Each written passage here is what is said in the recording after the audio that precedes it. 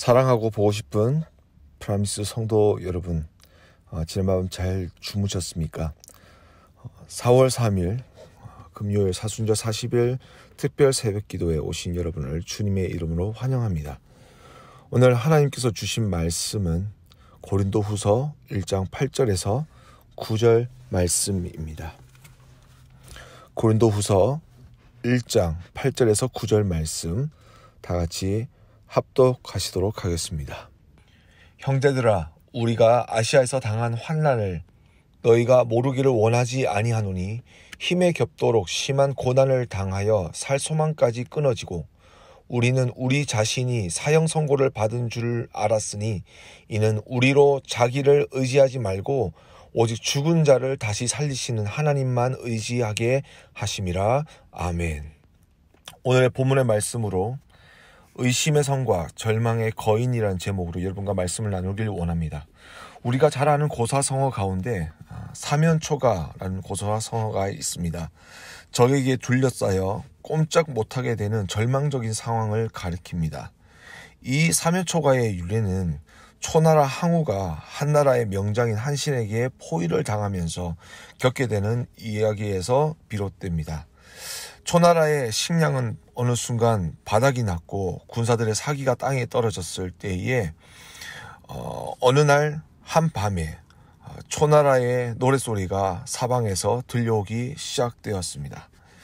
이 노래는 한나라 한신이 초나라의 포로들을 시켜서 초나라의 노래를 크게 부르게 한 것입니다. 일종의 심리작전이었죠. 그렇지 않아도 오랜 전쟁을 통해 지쳐있던 초나라 병사들은 고향의 노래를 듣자마자 향수병에 걸려 전의를 상실하고 무기를 버리기 시작하게 되었습니다. 이윽고 초나라 병사들은 싸우기를 포기를 했고 그 결과 초나라 항우가 자살함으로써 이 모든 전쟁이 끝나게 됩니다. 철로 역정을 보면 순례자 크리스천에게도 비슷한 사건이 일어납니다. 순례자의 길에서 편해 보이는 그 샛길로 들어선 지 얼마 되지 않아 구덩이에 빠지게 되고 만 것입니다. 천신만고 끝에 구덩이에서 빠져나온 크리스천은 오두막 하나를 발견하고 피곤에 지쳐 그곳에 잠이 들었습니다. 그런데 크리스천은 그곳에서 그만 절망의 거인에게 붙들려 의심의 성이란 지하 감옥에 갇히고 말았습니다. 그 절망의 거인에게는 아내 의옥이라는 여자가 있었는데 그녀는 남편을 통해 순례자들인 크리스천과 소망에게 이 감옥에서 살아나간 사람은 아무도 없고 고통뿐인 이곳에서 절망하며 살기보다 자살을 선택했다라고 종료하게 됩니다. 크리스천은 그 말을 따를 수밖에 없다고 생각하게 되었는데 그때 소망은 크리스천에게 그들의 말을 따라 죽는 것은 주인의 가르침을 거스르는 것이고 그렇다고 살인을 할 수도 없으니 참고 기다려보자고 말했습니다. 살 수도 죽을 수도 없는 상황, 이것이 바로 사면초가 절망입니다. 이 절망은 모든 사람에게 경험되어집니다. 살아있기 때문에 우리는 이 절망을 경험할 수 있습니다. 하나님의 사람이건 세상의 사람이건 모두가 이 절망을 경험하게 됩니다. 복음으로 인하여 삶이 바뀌고 그 복음을 들고 세상에 나아가 복음을 전하였던 이 바울 또한 이 절망에 갇히게 되었습니다. 그 사실이 오늘 본문인 고린도후서 1장 8절에서 나타납니다. 바울은 아시아에서 복음을 전하다가 절망의 순간을 맞이하게 됩니다.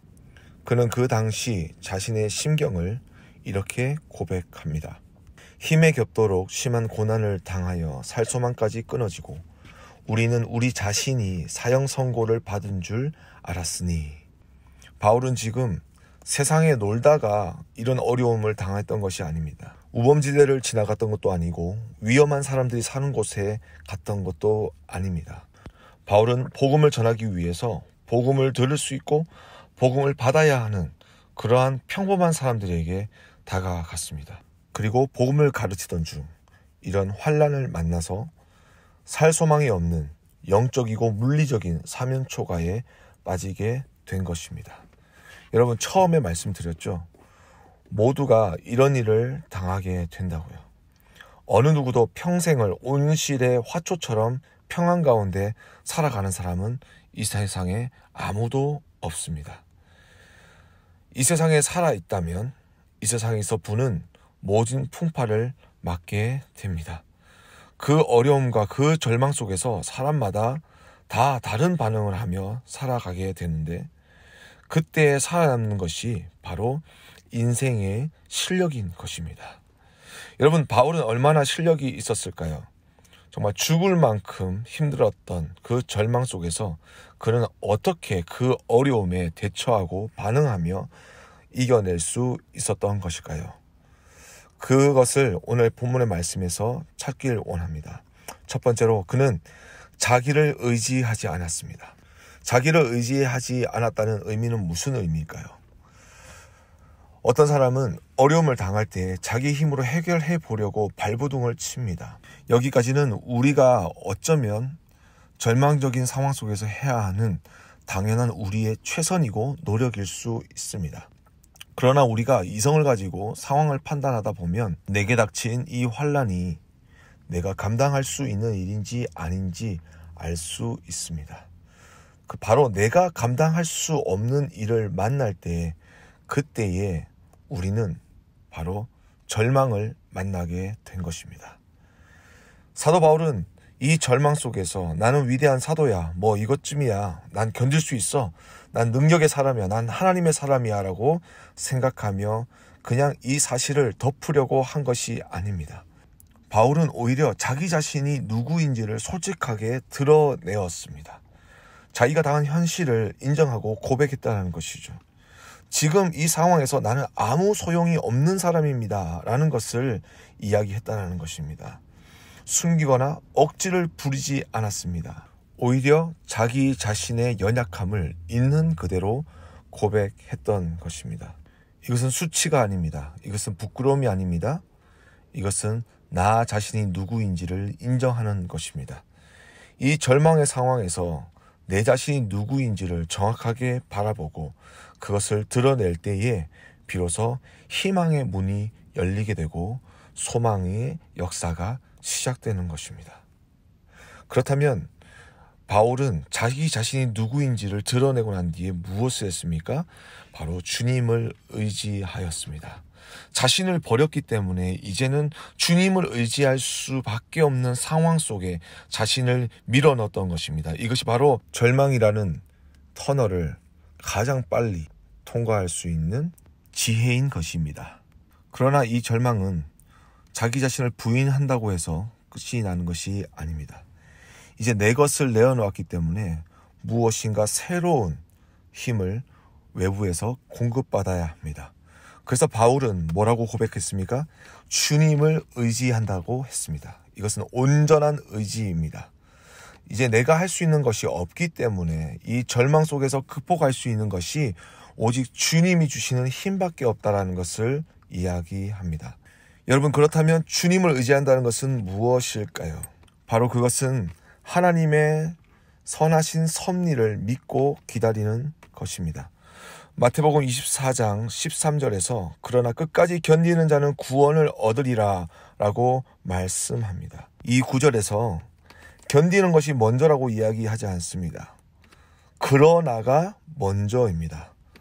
절망 속에서 그러나로 우리의 눈을 하나님의 섭리를 향해 돌릴 때에 그때에 주님에 대한 온전한 의지함이 시작되는 것입니다.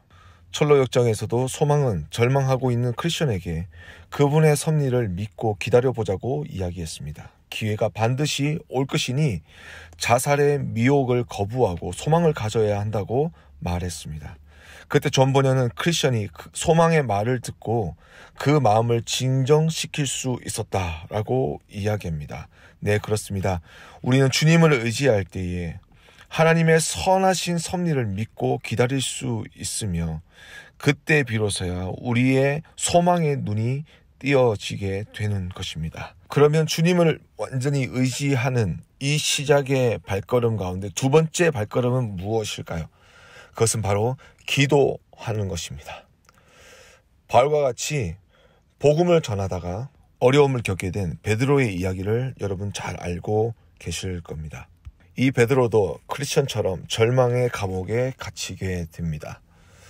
사도행전 12장 5절에 보니까 베드로는 옥에 갇혔고 교회는 그를 위하여 간절히 하나님께 기도하였더라 라고 말씀합니다. 베드로가 어떻게 했다고요?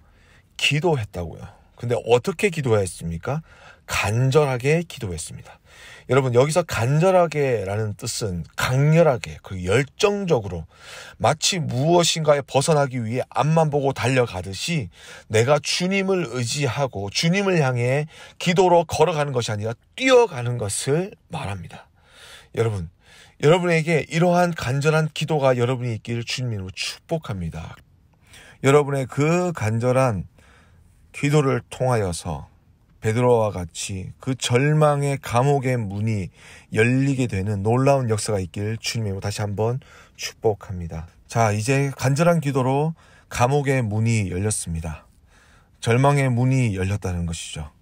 통과할 수 있는 기회가 나에게 찾아왔습니다. 그러면 여러분 어떻게 해야 될까요? 이제 일어나서 나가야 하는 것입니다. 그것이 바로 말씀에 순종하는 것이죠. 여러분도 절망을 경험해 보셨기에 아시겠지만 절망을 경험하게 되면 마음의 힘을 잃습니다. 그리고 삶의 동력을 잃어버립니다. 그러다 보니 많은 사람들이 그 절망의 문이 열렸음에도 불구하고 일어서지 않고 절망에 계속 머물게 됩니다.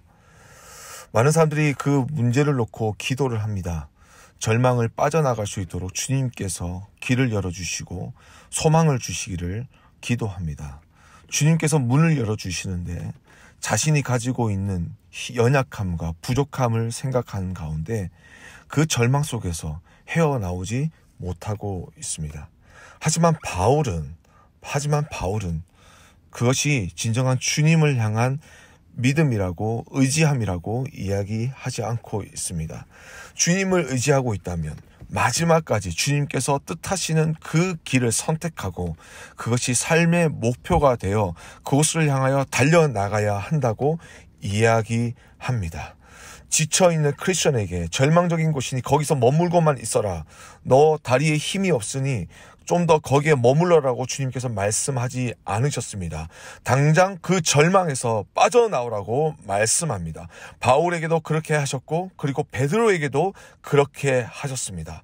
절망에서 기도만 하고 있지 말라고 하셨습니다. 절망에서 무엇을 해야 될지 주님께서 말씀하시는 대로 그 음성을 듣고 그 음성에 순종해야 할 것을 말씀합니다. 여러분, 이럴 때에 순종할 때에 복음은 비로소 능력이 됩니다. 십자가에서 우리를 위해 죽으셨는 그 주님께서는 그냥 죽기만 하지 않으셨습니다. 아직도 죽음에만 머무셨다면 우리는 그 부활의 기쁨과 영광을 누리지 못하고 슬픔 속에서 계속 살아야 했을 것입니다.